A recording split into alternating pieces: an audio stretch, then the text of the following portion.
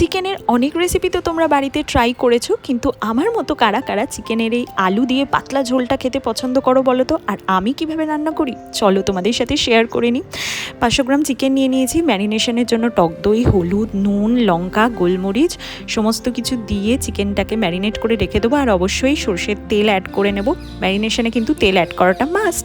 তো আমিও অ্যাড করে নিচ্ছি, নিয়ে আর 1 ঘন্টা মতো আমি এটাকে ম্যারিনেট করে রেখে দেবো। যদি তোমাদের হাতে কম টাইম থাকে আরও কম টাইম রাখতে পারো, আর যদি বেশি সময় থাকে আরও বেশি রাখতে পারো।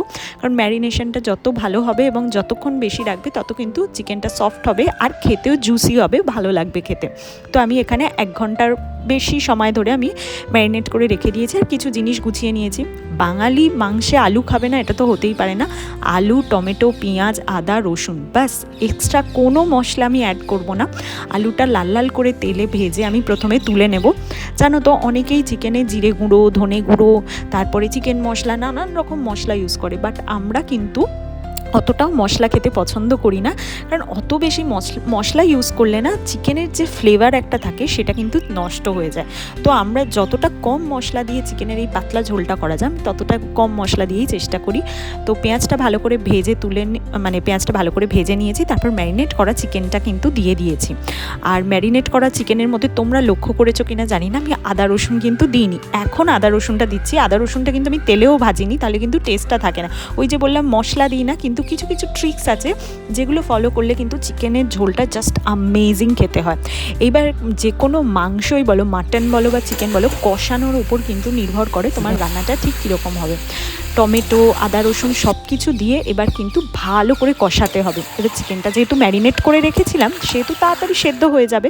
দই দেওয়া আছে, কিন্তু আলুগুলো আমি বড় বড় কেটেছি, কারণ সৌমেনের এরকম বড় বড় আলুই মানে মাংসের ঝোলের মধ্যে ভালো লাগে। সেই জন্য আলুটা সেদ্ধ হওয়ার জন্য আলুও সঙ্গে দিয়ে দিয়েছি। দেখো কি সুন্দর করে তেল ছেড়ে দিয়েছে, অসাধারণভাবে কষে গেছে একদম। আর এই কষা মাংস কার কার ফেভারিট? আমার তো বিশাল ভালো লাগে কষা মাংস খেতে। তো দেখেই আমার জিভে জল চলে আসছে এখনই।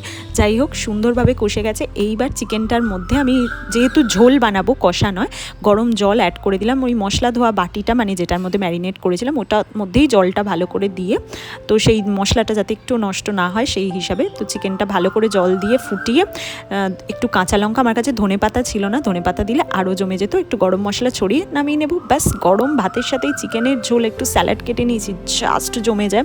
তোমরা আমার রেসিপিটা ট্রাই করে অবশ্যই জানিও কীরকম লাগলো। আর সিম্পল একদম মশলা ছাড়া যাকে বলে, ভীষণ খেতে টেস্টি হয়, তোমরা অবশ্যই জানিও। আর যারা ভিডিওটা দেখছো প্লিজ আমার চ্যানেলটা সাবস্ক্রাইব করে নিও। টাটা, বাই, দেখা হচ্ছে নতুন ভিডিওর সাথে। বাই।